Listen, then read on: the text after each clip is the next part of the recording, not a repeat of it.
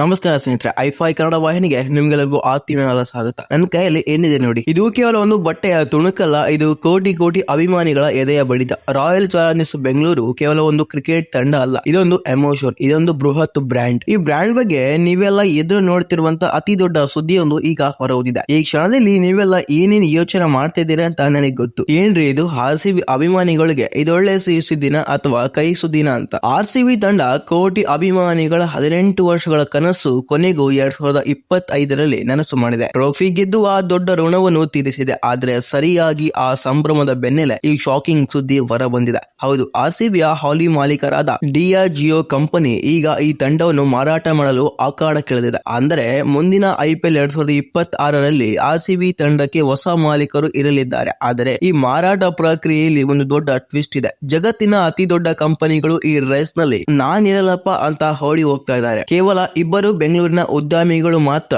ಅಂತಿಮ ಕಣದಲ್ಲಿ ಉಳಿದಿದ್ದಾರೆ. ಹಾಗಾದ್ರೆ RCBಯ ಮುಂದಿನ ಬಾಸ್ ಯಾರು? 18,000 ಕೋಟಿ ರೂಪಾಯಿಗೂ ಅಧಿಕ ಮೊತ್ತದ ಈ ವ್ಯವಹಾರಿಕ ಇಂದಿನ ಅಸಲಿ ಸತ್ಯವೇನು? ಈ ಎಲ್ಲವನ್ನು ನಾವಿಂದು ಈ ವಿಡಿಯೋದಲ್ಲಿ ಎಳೆಯಾಗಿ ಬಿಚ್ಚಿಡ್ತೀವಿ. ವಿಡಿಯೋನ ಸ್ಕಿಪ್ ಮಾಡದೆ ಕೊನೆ ತನಕ ನೋಡಿ. ಹೌದು ಗೆಳೆಯರೆ, ನೀವು ಕೇಳಿದ್ದು 100% ಸತ್ಯ. IPL ನ ಹಾಲಿ ಚಾಂಪಿಯನ್ಸ್ ಎಲ್ಲಕ್ಕಿಂತ ಹೆಚ್ಚಾಗಿ ದೇಶದಲ್ಲಿಯೇ ಅತಿ ಹೆಚ್ಚು ಬ್ರ್ಯಾಂಡ್ ಮೌಲ್ಯ ಹೊಂದಿರುವಂತಹ ರಾಯಲ್ ಚಾಲೆಂಜರ್ಸ್ ಬೆಂಗಳೂರು ತಂಡದ ಮಾಲೀಕರು ಬದಲಾಗುವುದು ಈಗ ಬಹುತೇಕ ಖಚಿತವಾಗಿದೆ. ಡಿಯಾಜಿಯೋ ಕಂಪನಿ ಈ ಫ್ರಾಂಚೈಸಿಯನ್ನು ಸಂಪೂರ್ಣವಾಗಿ ಮಾರಾಟ ಮಾಡಲು ನಿರ್ಧರಿಸಿದೆ. ಈ ಸುದ್ದಿಯ ಬೆನ್ನಲ್ಲೇ ಕ್ರಿಕೆಟ್ ಲೋಕದಲ್ಲಿ ಸಂಚಲನ ಮೂಡಿಸಿದೆ. ಈಗಿನ ದಿನಗಳಲ್ಲಿ IPL ಅನ್ನೋದು ಕೇವಲ ಕ್ರಿಕೆಟ್ ಅಲ್ಲ, ಅದೊಂದು ಬೃಹತ್ ಉದ್ಯಮ. IPL ನ ಬ್ರ್ಯಾಂಡ್ ಮೌಲ್ಯ ಪ್ರತಿ ವರ್ಷ ರಾಕೆಟ್ ವೇಗದಲ್ಲಿ ಏರುತ್ತಾ. ಇದಕ್ಕೆ ಮುಖ್ಯ ಕಾರಣ ಟಿವಿ ಹಕ್ಕುಗಳು, ಡಿಜಿಟಲ್ ಸ್ಟೇರಿಂಗ್ಗಳು ಮತ್ತು ವಿಶ್ವವಿದ್ಯಾತ ಇರುವಂತಹ ಕ್ರೇಜ್. RCB ತಂಡ ಇವೆಲ್ಲದರಲ್ಲೂ ಯಾವಾಗಲೂ ನಂಬರ್ 1. ಹಾಗಿದ್ದರೂ ಡಿಯಾಜಿಯೋ ಕಂಪನಿ ಈ ಬಂಗಾರದ ಮೊಟ್ಟೆ ಇಡುವಂತಹ ಕೋಳಿಯನ್ನು ಮಾರಾಟ ಮಾಡಲು ಏಕೆ ಮುಂದಾಗಿದೆ? ಇದರ ಹಿಂದೆ ಕೆಲವು ಬಲವಾದ ಕಾರಣಗಳಿವೆ. ಮೊದಲನೇದಾಗಿ BCCIನ ಹೊಸ ನಿಯಮಗಳು. ಫ್ರಾಂಚೈಸಿ ಮಾಲೀಕರು ಇತರ ಕ್ರಿಕೆಟ್ಗಳಲ್ಲಿ ಅಥವಾ ವಿದೇಶಿ ಲೀಗ್ಗಳಲ್ಲಿ ತಂಡಗಳನ್ನು ಹೊಂದಿರುವ ಬಗ್ಗೆ BCCI ಕೆಲವು ಕಠಿಣ ನಿರ್ಧಾರವನ್ನು ತೆಗೆದುಕೊಂಡಿದೆ. ನಂಬರ್ 2, ಎರಡನೇದಾಗಿ ಡಿಯಾಜಿಯೋ ಕಂಪನಿ ಮೂಲತಃ ಮದ್ಯ ತಯಾರಿಕಾ ಕಂಪನಿ. ಇದರ ಬಿಸಿನೆಸ್ ಮಾಡೆಲ್ ಅಥವಾ ಕ್ರೀಡಾ ವ್ಯವಸ್ಥೆಯ ನಡುವೆ ಕೆಲವು ತಾಂತ್ರಿಕ ವ್ಯವಹಾರಗಳು ಮತ್ತು ವ್ಯತ್ಯಾಸಗಳಿರಬಹುದು. ಆದ್ರೆ ಅತ್ಯಂತ ಪ್ರಮುಖ ಕಾರಣವಂದ್ರೆ ಪ್ರಾಫಿಟ್ ಬುಕಿಂಗ್. ಅಂದ್ರೆ ಈಗ RCB ತಂಡ ಚಾಂಪಿಯನ್ಸ್ ಆಗಿದೆ, ಅದರ ಮೌಲ್ಯ ಉತ್ತುಂಗದಲ್ಲಿದೆ. ಈ ಸಮಯದಲ್ಲಿ ಮಾರಾಟ ಮಾಡಿದರೆ ಅವರಿಗೆ ಗರಿಷ್ಠ ಲಾಭ ಸಿಗಲಿದೆ. 2016ರಲ್ಲಿ ಅವರು ಹೂಡಿಕೆ ಮಾಡಿದ ಹಣಕ್ಕಿಂತ 10 ಪಟ್ಟು ಹೆಚ್ಚು ಹಣ ಅವರಿಗೆ ಸಿಗಬಹುದು. ಒಂದು ಫ್ಲಾಶ್ ಬ್ಯಾಕ್ ಇದೆ ನೋಡಿ. RCBಯ ಈ ಮಾಲೀಕತ್ವ ಕಥೆ ತಿಳಿಬೇಕಾದ್ರೆ ನೀವು ಸ್ವಲ್ಪ ಇತಿಹಾಸ ಹೋಗಲೇಬೇಕು. 2008ರಲ್ಲಿ IPL ಎಂಬ ಹೊಸ ಕ್ರಾಂತಿ ಶುರುವಾದಾಗ ಬೆಂಗಳೂರು ತಂಡವನ್ನು king of good times Vijay Mallya ಅವರು ಯುನೈಟೆಡ್ ಬ್ರೂವರೀಸ್ ಗ್ರೂಪ್ ಖರೀದಿಸಿದ್ರು. ಈಗ ಮಲ್ಯ ಅವರು ಸುಮಾರು $111.6 ಮಿಲಿಯನ್ ಕೊಟ್ಟು ಈ ತಂಡವನ್ನು ತಮ್ಮದಾಗಿಸಿಕೊಂಡಿದ್ರು. ಆಗಿನ ದಿನಗಳಲ್ಲಿ ಮಲ್ಯ ಅವರು ಮೈದಾನಕ್ಕೆ ಬಂದರೆ ಸಾಕು, ಅಭಿಮಾನಿಗಳು ಹರ್ಷೋದ್ಧಾರ ಮುಗಿಲು ಮುಟ್ತಾ ಇತ್ತು. ವಿಜಯ್ ಮಲ್ಯ ಅವರ ಕಾಲದಲ್ಲಿ RCB ತಂಡವು ಅತ್ಯಂತ ಐಷಾರಾಮಿ ಮತ್ತು ಗ್ಲಾಮರಸ್ ತಂಡವಾಗಿತ್ತು. ರಾಹುಲ್ ದ್ರಾವಿಡ್ ಅವರಿಂದ ಶುರುವಾಗಿ Anil Kumble, Chris Gayle, ABD de Villiers ಮತ್ತು ವಿರಾಟ್ ಕೊಹ್ಲಿ ಅವರಂತಹ ಸ್ಟಾರ್ಗಳ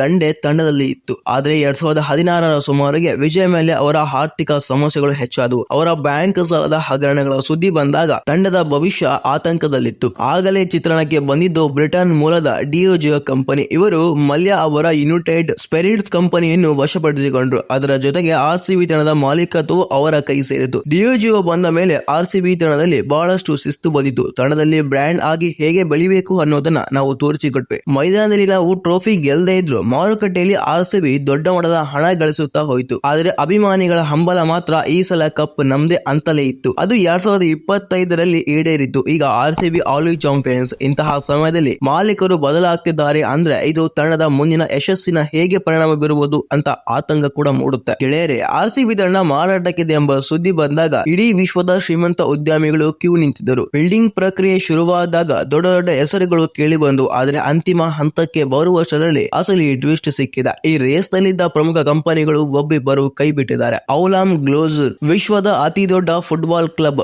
ಮ್ಯಾಂಚೆಸ್ಟರ್ ಯುನೈಟೆಡ್ ನ ಮಾಲೀಕರು RCBಯನ್ನು ಕಂಡುಕೊಳ್ಳುತ್ತಾರೆ ಎಂಬ ಸುದ್ದಿ ಬಂದಾಗ ಅಭಿಮಾನಿಗಳು ತುಂಬಾ ಫುಲ್ ಖುಷ್ ಆಗಿದ್ರು. ಯಾಕೆಂದ್ರೆ ಅವರಿಗೆ ಕ್ರೀಡಾ ತಂಡಗಳು ಹೇಗೆ ನಡೆಸಬೇಕು ಅನ್ನೋದು ತುಂಬಾ ಚೆನ್ನಾಗಿ ಗೊತ್ತಿತ್ತು. ಆದ್ರೆ ಅವರಿಗೆ ನಮ್ಮ ಇಂಡಿಯಾ IPL ಮಾರುಕಟ್ಟೆಯಲ್ಲಿ ಇಷ್ಟೊಂದು ದೊಡ್ಡ ಮೊತ್ತದ ಹಣವನ್ನು ಹೂಡುವುದು ರಿಸ್ಕ್ ಅನಿಸುತ್ತೆ ಅಂತ ಅವರು ಹಿಂದಕ್ಕೆ ಸರಿದ್ದಾರೆ. ನಂಬರ್ 2, ಆಧಾರ್ ಪೂನಾವಾಲಾ. ಭಾರತದ ವ್ಯಾಕ್ಸಿನ್ ಕಿಂಗ್ ಅಂತಲೇ ಕರೆಸಿಕೊಳ್ಳಿರುವ ಆಧಾರ್ ಪೂನಾವಾಲಾ ಅವರು RCB ಫ್ಯಾನ್ಸ್ ಕೂಡ ಹೌದು. ಅವರು ಈ ತಂಡವನ್ನು ಖರೀದಿಸಲು ಉತ್ಸಾಹರಾಗಿದ್ದರು. ಆದರೆ ವ್ಯವಹಾರಿಕ ಮಾತುಕತೆ ಅಂತಿಮ ಹಂತಕ್ಕೆ ಬಂದಾಗ ಹಣಕಾಸಿನ ಹೊಂದಾಣಿಕೆ ಅಥವಾ ಇತರೆ ಕಾರಣಗಳಿಂದ ಅವರು ಕೂಡ ದೂರ ಉಳಿದ್ರು. Number 3, Adani groups. ಇದು ಎಲ್ಲಕ್ಕಿಂತ ದೊಡ್ಡ ಶಾಕ್. ಗೌತಮ್ ಗೌತಮ್ ಅದಾನಿ ಅವರು IPL ಗೆ ಬರಲು ಕಾತುರರಾಗಿದ್ದಾರೆ.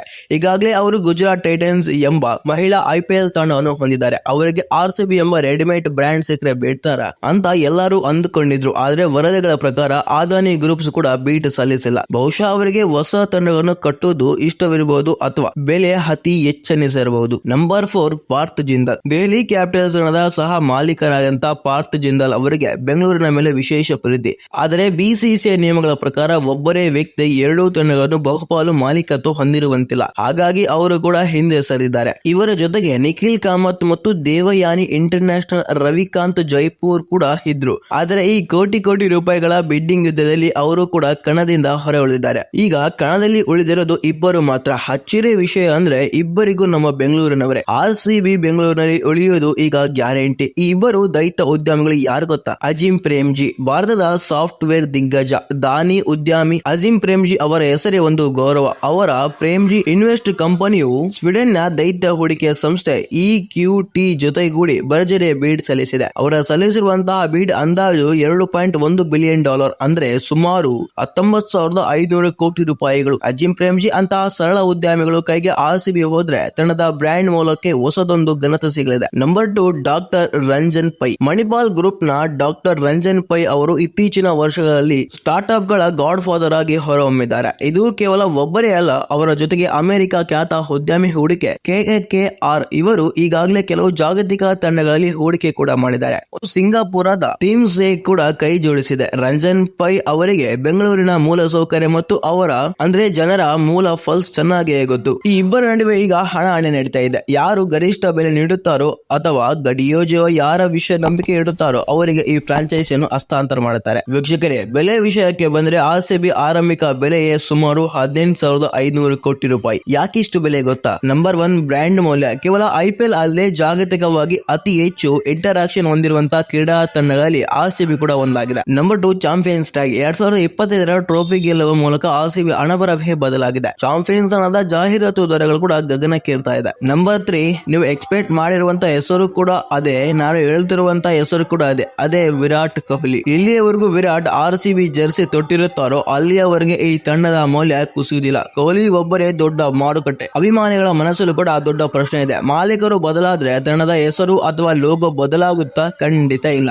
RCB ಅನ್ನೋದು ಇಡೀ ವಿಶ್ವವೇ ಗುರುತಿಸುವಂತ ಬ್ರ್ಯಾಂಡ್. ಅದನ್ನು ಯಾರು ಕೂಡ ಕೆಡಿಸಿಕೊಳ್ಳಲು ಬಯಸುವುದಿಲ್ಲ. ಆದರೆ ಮೈದಾನದ ಸೌಲಭ್ಯಗಳು ಅಥವಾ ಅಭಿಮಾನಿಗಳಿಗೆ ಸಿಗುವಂತ ಸವಲತ್ತುಗಳು ಇನ್ನಷ್ಟು ಉತ್ತಮಗೊಳಿಸುವ ಸಾಧ್ಯತೆ ಕೂಡ ಇದೆ. ಸೊ ಸ್ನೇಹಿತರೆ, RCB ತಂಡಕ್ಕೆ ಈಗ ಮಹತ್ವದ ಕಾಲಘಟ್ಟ. ಹೊಸ ಮಾಲೀಕರು ಬರುವುದು ಕೇವಲ ಹಣದ ವ್ಯವಹಾರ ಅಲ್ಲ, ಅದೊಂದು ಹೊಸ ಭರವಸೆ. ತಂಡಕ್ಕೆ ನಮ್ಮ ಬೆಂಗಳೂರಿನವರೇ ಮಾಲೀಕರಾದ್ರೆ ಅದು ನಮ್ಮ ಮಣ್ಣಿನ ಹೆಮ್ಮೆ. ಅಜಿಂ ಪ್ರೇಮ್ಜಿ ಆಗಲಿ ಅಥವಾ ಡಾಕ್ಟರ್ ರಂಜನ್ ಪೈ ಆಗಲಿ, ಇಬ್ಬರು ಕೂಡ ಕ್ರೀಡೆ ಮತ್ತು ಸಮಾಜದ ಬಗ್ಗೆ ಕಾಳಜಿ ಇರುವವರೇ. ನಮಗೆ ಬೇಕಿರೋದು ಕೂಡ ಅಷ್ಟೇ, ನಮ್ಮ RCB ಇದೇ ರೀತಿ ಅಬ್ಬರಿಸಲಿ. ಮುಂದಿನ ವರ್ಷವೂ ಅದೇ ಕಿಂಗ್ ವಿರಾಟ್ ಕೊಹ್ಲಿ ಕೂಡ ಅಖಾಡಕ್ಕಿಳಿದು ಮತ್ತೆ ಕಪ್ಪೆತ್ತಲಿ. ಯಾರೇ ಇರಲಿ, ನಮ್ಮ ಪ್ರೀತಿ ಮಾತ್ರ ಯಾವತ್ತೂ RCB ಮೇಲೆ ಇರುತ್ತೆ. ಈ ಬಗ್ಗೆ ನಿಮಗೆ ಅನಿಸ್ತಾ ಇದೆ? RCB ಮಾಲೀಕತ್ವ ಯಾರು ತಗೊಂಡ್ರೆ ಚೆನ್ನಾಗಿರುತ್ತೆ? ಅಜಿಂ ಪ್ರೇಮ್ಜಿ ಅವರ ಅಥವಾ ರಂಜನ್ ಪೈ ಅವರ? ನಿಮ್ಮ ಅಭಿಪ್ರಾಯವನ್ನು ಕಮೆಂಟ್ ಮಾಡಿ ತಿಳಿಸಿ. ಈ ಮಾಹಿತಿ ಇಷ್ಟವಾದ್ರೆ ಈ ವಿಡಿಯೋಗೆ ಒಂದು ಲೈಕ್ ಕೊಡಿ. ನೀವೆಲ್ಲ RCB ಫ್ರೆಂಡ್ಸ್ ಅಂಡ್ ಫ್ಯಾಮಿಲಿಗೆ ವಿಡಿಯೋನ ಶೇರ್ ಮಾಡೋದು ಮಾತ್ರ ಮರಿಬೇಡಿ. ಮರೆಯದೆ ನಮ್ಮ ಐಫೈ ಕನ್ನಡ ಚಾನೆಲ್ ಸಬ್ಸ್ಕ್ರೈಬ್ ಮಾಡಿ. ಮುಂದಿನ ರೋಚಕ ಸುದ್ದಿಯೊಂದಿಗೆ ಮತ್ತೆ ಭೇಟಿಯಾಗೋಣ.